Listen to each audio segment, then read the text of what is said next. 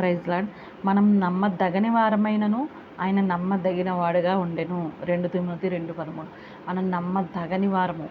ఒక్కొక్కసారి మనం నమ్మనప్పుడు ఆయన మనకి నమ్మకస్తుడుగా ఉన్నారు.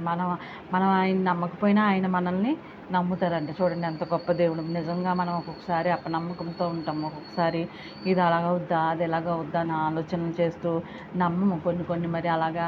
మరి చూడండి, తోమా గారు నీ చేతి గుర్తులో నేను వేలు పెడితే కానీ నమ్మనన్నాడు. మనం అట్టి రీతిగా ఉండకూడదు అనమాట. దేవుడు నిజంగా అప్పుడు ఆయన యొక్క చేతి గుర్తుల్లో నేను వేలు పెట్టమని చూపించి మరి ఆయన ఆ యొక్క వేలు గుర్తుల్లో చేతి గుర్తులో వేలు పెట్టిన వెంటనే కూడా ఆమెకు గుచ్చుకుంటుంది కదా, ఆనవాళ్ళ మీద వేలు పెట్టిన వెంటనే ఆయన తోమా గారికి ఎంత పశ్చాత్తాపం కలిగింది.